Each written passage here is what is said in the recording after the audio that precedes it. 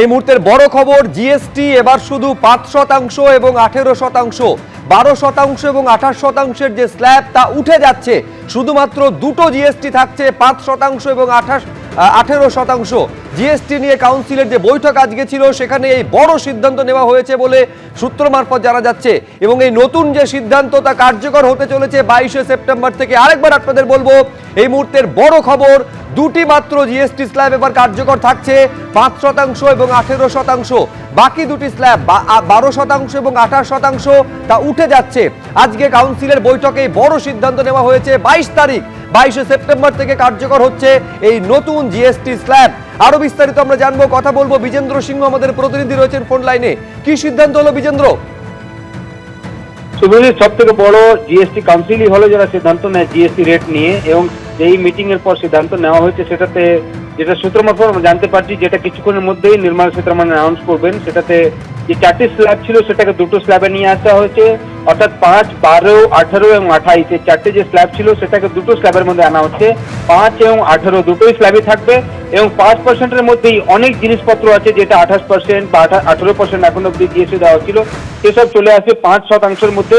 এবং মানুষের জন্য একটা যে নিত্য প্রয়োজনীয় জিনিস রয়েছে বা গুডস, ইলেকট্রনিক গুডস গুলো রয়েছে সেসব কিন্তু চলে আসবে এখন 5%-এর মধ্যে, যেটা প্রধানমন্ত্রী অ্যানাউন্স করেছিলেন 15ই আগস্ট লালকিল্লা থেকে। সেটারই কিন্তু আমরা রেজাল্ট দেখতে যাচ্ছি। 22শে সেপ্টেম্বর থেকে লাগু হতে চলেছে এই নতুন যে জিএসটি রেট, এবং সেটাতে পুজোর আগে এবং দিওয়ালির আগে যে উপহার দিতে চলেছে সাধারণ মানুষের কাছে বিজেপি সরকার বা কেন্দ্রীয় সরকার, সেটারই কিন্তু ইমপ্লিমেন্ট হতে চলেছে, যেটা কিছুক্ষণের মধ্যে অ্যানাউন্স করবেন নির্মলা সীতারামন। আজকে জিএসটি কাউন্সিলের মিটিং ছিল, সেটাতে সিদ্ধান্ত নেওয়া হয়েছে 5% এবং 18% দুটো স্ল্যাবই থাকবে এবং এই দুটো স্ল্যাবের মধ্যেই জিএসটি রেট ঠিক হবে। তার মধ্যে বিশেষ করে সাধারণ মানুষ যে জিনিসপত্র ইউজ করেন বা বিশেষ করে ইন্স্যুরেন্স সেক্টর নিয়ে যে একটা আন্দোলন হয়েছিল, মমতা বন্দ্যোপাধ্যায় চিঠি লিখেছিলেন কি জিএসটি রেট কমানো হোক ইন্স্যুরেন্সের জন্য, সেসব ক্ষেত্রে বড় সিদ্ধান্ত নিয়েছে জিএসটি কাউন্সিল আজকে, যেখানে অনেকেই কিন্তু 5%-এর মধ্যে চলে আসছে। ইন্স্যুরেন্স হোক বা নিত্য প্রয়োজনীয় জিনিস হোক বা ইলেকট্রনিক গুডস হোক বা অন্যান্য ধরনের সার্ভিসেস গুলো রয়েছে, সেসব জায়গায় কিন্তু 5% জিএসটি হয়ে যাচ্ছে।